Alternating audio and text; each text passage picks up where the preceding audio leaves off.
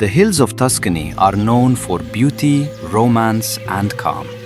But between 1968 and 1985, the region around Florence became the hunting ground of a killer who seemed to appear and vanish at will. A killer who targeted couples in parked cars. A killer who left no useful clues.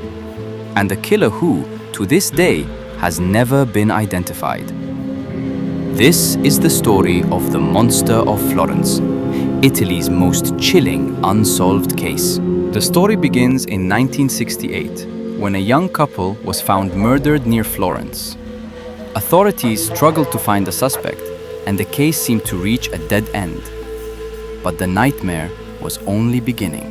More than a decade later, similar murders began occurring again.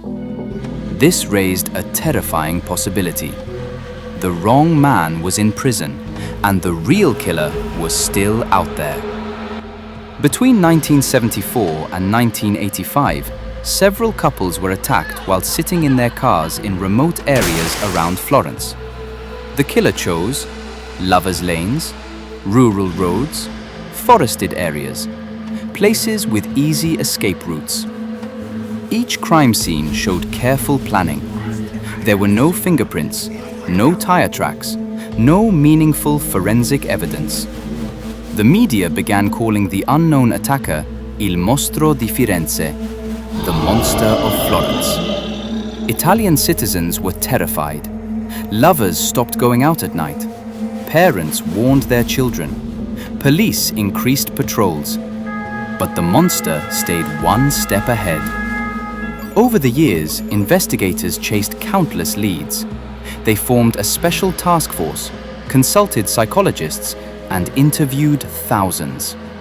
Multiple suspects were arrested and cleared. Some were convicted temporarily, only to be proven innocent later. Theories exploded in the Italian media. A lone serial killer, a jealous husband, a voyeur, a ritualistic group, a copycat, even a secret society. But none of these theories ever matched all the evidence. The monster seemed to vanish after every attack, as if he knew police procedures perfectly. There were three major suspect categories over the years. 1. The Sardinian Trail, a group of men originally connected to the 1968 case. Police thought the same gun used then was used later, but no evidence tied them to the later murders. 2. Pietro Pacciani, a local farmer with a violent past. He became the star suspect in the 1990s, but the case was thin and later fell apart. His conviction was overturned, and he died before a retrial. 3. The Companions of Pacciani.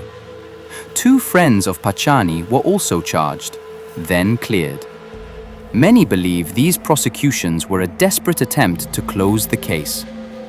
Every major suspect either had no real evidence against them, or the police case fell apart under scrutiny. This inconsistency badly damaged public trust.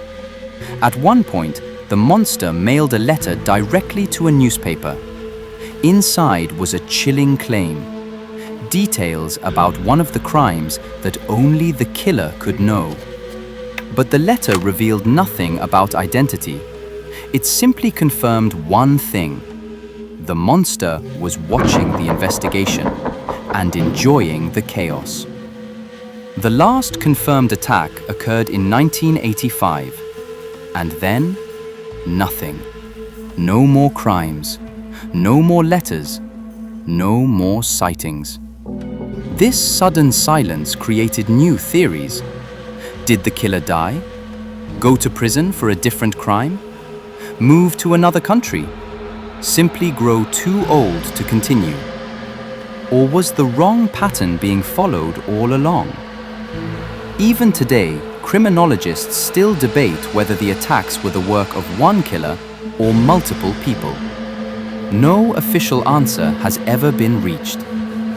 The Monster of Florence case remains one of Europe's greatest unsolved mysteries.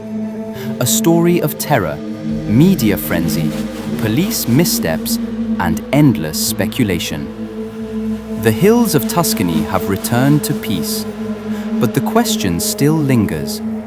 Is the Monster of Florence still alive? Or was justice simply never served?